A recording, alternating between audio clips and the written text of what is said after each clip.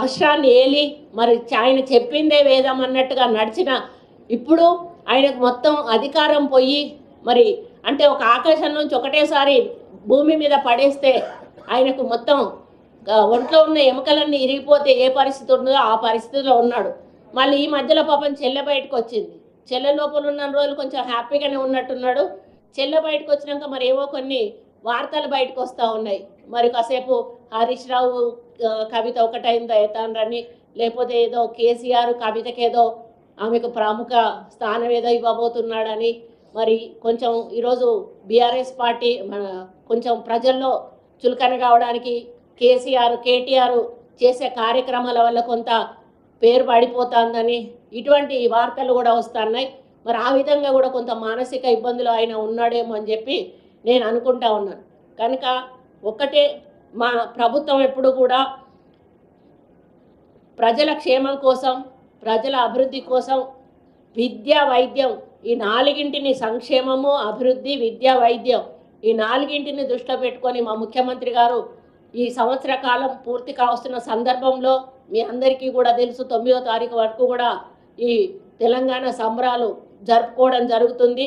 మరి దానితో మరి ప్రభుత్వం చేసిన ప్రతి ఒక్క డిపార్ట్మెంట్ నుంచి చేసిన అభివృద్ధి సంక్షేమ కార్యక్రమాలు ప్రజల ముందుకు మరి రాతపూర్వకంగా కాదు, మేము ఫిజికల్గా కూడా వాటిని మేము చెప్పబోతూ ఉన్నాము. మరి దాని ద్వారా వాళ్ళకి అప్పటికైనా తెలుస్తుందని నేను అనుకుంటా ఉన్నాను. మా ప్రభుత్వం ఏమేం చేసింది, ఏమేం అభివృద్ధి కార్యక్రమాలు చేసింది అని చెప్పి తెలుస్తుందని నేను అనుకుంటా ఉన్నాను. మరి ఇంకొకటి, ఈయన ప్రవీణ్ కుమార్ ఈయన సెక్రటరీగా చేశాడు, గురుకుల పాఠశాలలకు సెక్రటరీగా చేశాడు. ఆయన చేసినప్పుడు కోట్ల రూపాయల డబ్బులు దుర్వినియోగం చేసినటువంటి సంఘటనలు ఉన్నాయి. అప్పుడు బీఆర్ఎస్ వాళ్ళే ఆయనను తీసేసిండ్రు, ఆయన వెళ్ళిపోయిండు. మరి అప్పుడు ఆయన మీద ఎటువంటి ఎంక్వైరీ వేయలేదు. అప్పుడు బాల్క సుమన్ను గ్యాదర్ కిషోర్ ఇద్దరు కూడా కూరగాయల కొనుగోలు, షూస్ కొనుగోలు టెండర్లు లేకుండా జరుగుతున్నాయని ఆర్ఎస్ ప్రవీణ్ కుమార్ మీద అప్పుడు పరోక్షంగా దాడి చేసిండ్రు. కానీ తర్వాత ఎటువంటి మరి రియాక్షన్ కూడా వాళ్ళు చూపెట్టలేదు. అప్పుడు భోజనంలో కప్పలు, బొద్దింకలు అవన్నీ కూడా వచ్చినటువంటి సందర్భాలు వాళ్లకు తెలుసు. 2018 నుంచి దాదాపు 99 కోట్ల రూపాయలు ఎటువంటి అనుమతులు లేకుండా కూడా డబ్బులు ఆయన ఖర్చు చేయడం జరిగింది. 103 గురుకుల స్కూల్ బిల్డింగులు అన్నీ కూడా బీఆర్ఎస్ ఎమ్మెల్యేల బంధువుల ఇళ్లలోనే కిరాయికి నడిపించారు.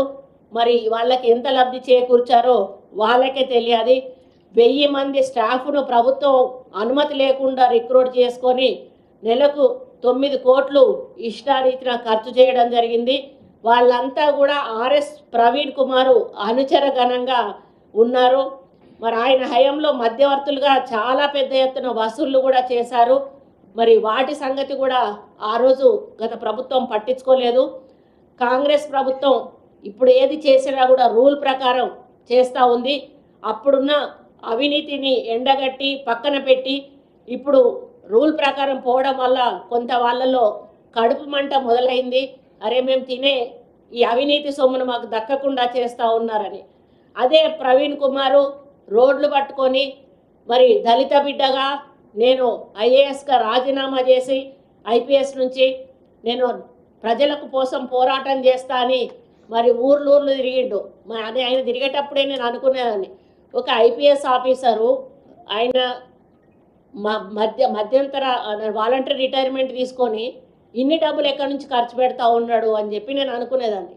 అంటే దాని వెనకాల ఎవరున్నారు అనేది ఎప్పుడు అర్థమైంది అంటే ఆయన ఎప్పుడైతే వచ్చి టీఆర్ఎస్లో జాయిన్ అయ్యిండో అప్పుడు అర్థమైంది. అంటే దళిత ఓటర్లను ఒక వైపుకు మళ్లించడానికి ప్రవీణ్ కుమార్ను పావుగా వాడుకొని కేసీఆరే ఇదంతా కూడా డ్రామా చేపించాడు అనేది.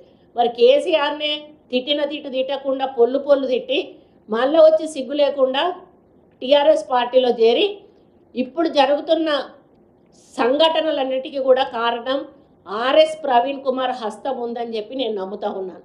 ఎందుకంటే ఆయనకు అన్ని హాస్టల్స్లో కూడా ఆయన అనుచరగణం ఉన్నది.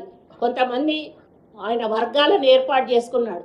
కావాలని ఇటువంటి ఇష్యూలను క్రియేట్ చేసి ప్రభుత్వాన్ని బద్నాం చేసేటువంటి ఒక ప్రణాళిక ఈయన ద్వారా నడిపిస్తూ ఉన్నారు టీఆర్ఎస్ నాయకుడు సైకోరావు అని చెప్పి నేను అనుకుంటా ఉన్నాను. తప్పకుండా వాస్తవాలు అనేటివి బయటికి వస్తాయని చెప్పి ఈ సందర్భంగా నేను తెలియజేస్తూ ఉన్నాను. సిబ్బంది కేటాయింపు కూడా 2021లో మోయినాబాద్లో ఒక ప్రైవేట్ బిల్డింగ్లో తెలంగాణ సాంఘిక సంక్షేమ గురుకుల కోడింగ్ అకాడమీని కూడా అప్పుడు ప్రవీణ్ కుమార్ ప్రారంభించాడు. దీనికి ఏ అనుమతి లేదు. 5 సిబ్బంది 240 మంది విద్యార్థులతో ఆ కోడింగ్ అకాడమీ అప్పుడు పనిచేస్తూ ఉంది. ఈ ప్రజాప్రభుత్వం ఏర్పడిన తర్వాత 21 మంది సిబ్బందిని, 2 వాచ్మెన్లు, పూర్తి స్థాయి ల్యాబ్ ఏర్పాటు చేసి దానికి మాకు ప్రభుత్వానికి దాని మీద ఉన్న చిత్తశుద్ధి ఏందో మేము ఈరోజు చూపించడం జరిగింది. కోడింగ్ బోధన అంటూ ఒక ప్రైవేట్ కంపెనీకి అప్పుడు 3 కోట్ల రూపాయలు కూడా ఇవ్వడం జరిగింది. అది ఆర్ఎస్ ప్రవీణ్ కుమార్ దానికి ఆన్సర్ చేయాల్సిన అవసరం ఉంది. ఆ రోజు అక్రమాలు పాపాల పుట్ట ఏదన్నా ఉంది అంటే కేవలం టీఆర్ఎస్ బీఆర్ఎస్ అధికారంలో ఉన్నప్పుడు, ప్రవీణ్ దాని సెక్రటరీగా ఉన్నప్పుడు మాత్రం జరిగింది. ఆయన తర్వాత కూడా వీళ్ళు ఎప్పుడు కూడా ఈ గురుకుల పాఠశాలలను పట్టించుకోలేదు. ఈరోజు మా ప్రభుత్వము ఒక్కొక్క కాన్స్టిట్యున్సీకి 25 ఎకరాలలో ఇంటిగ్రేటెడ్ గురుకుల పాఠశాలలు మంజూరు చేసి మా చిత్తశుద్ధి ఏంటో ఈరోజు మా ప్రభుత్వం చెప్పకనే చెప్పింది అని ఈ సందర్భంగా తెలియజేస్తూ ఉన్నాను. మరి నిబంధనలకు విరుద్ధంగా నియామకాలు జరిగినాయి, సరుకుల సరఫరా జరిగింది. మరి అంతా కూడా ఆర్ఎస్ ప్రవీణ్ కుమార్ మనుషులకే జరిగింది. మరి గురుకులాల కీర్తిని నిలబెట్టేలా ఈరోజు కాంగ్రెస్ పార్టీ రేవంత్ రెడ్డి గారి నాయకత్వంలో మరి కార్యక్రమాలు చేపట్టడం జరుగుతూ ఉంది. మరి అప్పుడు జరిగినటువంటి అక్రమాలు జరగకుండా అన్నిటినీ కూడా ప్రక్షాళన చేసి మరి మంచి వాతావరణంలో పిల్లలు చదువుకునే విధంగా మేము కార్యక్రమాలు చేపడుతున్నాం అనేది ఈ సందర్భంగా. మరి 70% పైగా గురుకుల భవనాలు లేవు. మరి అద్దె భవనాలలో నడిపించారు కాబట్టి ఈరోజు మేము సొంత భవనాలు నిర్మాణం చేయాలని మేము ఈరోజు శాంక్షన్స్ కూడా చేసి ఫౌండేషన్స్ కూడా కొన్ని చోట్ల వేయడం జరిగింది. మరి ఒక మాఫియా నడిపాడు ఆ రోజు ఆర్ఎస్ ప్రవీణ్ కుమారు. కమ్యూనిటీ రిలేషన్ ఆఫీసర్ను ఎలాంటి నిబంధనలు లేకుండా ఒక అతన్ని పెట్టుకొని ఆయన ద్వారా ఈ మొత్తం ఇదేదైతే ఉందో ఈ స్కామ్ అంతా కూడా ఆయన నడిపించడం జరిగింది. అదేవిధంగా గురుకులాల్లో అసిస్టెంట్ కేర్ టేకర్లను నియమించారు. అంటే వీళ్ళే సరుకులను సప్లై చేస్తారు. వీళ్ళందరూ కూడా ఈయనకు అంటే ఈయన వెంట ఉండి ఈయనకు సహాయకులుగా ఉన్న వాళ్ళందరూ కూడా ఈయనకు అంతా వాడే వాళ్ళందరూ. అయితే వీటి మీద కూడా మేము నిబంధనలు తొలగించి మళ్ళీ టెండర్ ప్రాసెస్లో మేము సరుకులు అవి సప్లై చేసే కార్యక్రమాన్ని కూడా మరి చేయడం జరుగుతుంది. ఏ చిన్న సంఘటన జరిగినా కూడా మరి మేము వెంటనే స్పందించి వెంటనే వాళ్ళ మీద అధికారుల మీద యాక్షన్ తీసుకోవడమే కాకుండా మరి వెంటనే తగు చర్యలను కూడా చేపట్టడం జరుగుతూ ఉంది.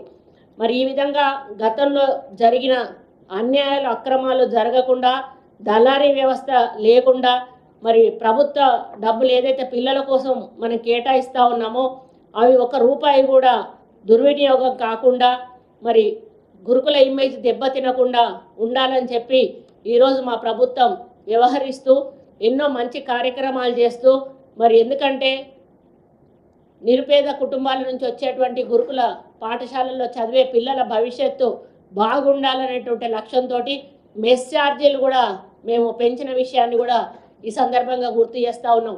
ఎన్నో సంవత్సరాల క్రితం ఉన్నటువంటి మెస్ ఛార్జీలను ఈరోజు 200% పెంచినటువంటి ఘనత ఈరోజు రేవంత్ రెడ్డి గారిది, కాంగ్రెస్ ప్రభుత్వం అని చెప్పి ఈ సందర్భంగా నేను తెలియజేస్తూ ఉన్నాను. సరే, ఇటువంటి ముచ్చట్లు ఇంకా మస్తుగా పట్టుకొస్తాయి కానీ అప్పటిదాకానైతే మీరు మా ఛానల్ని సబ్స్క్రైబ్ చేసుకోరి. షేర్ల పనే కాబట్టి షేర్లు చేయురి.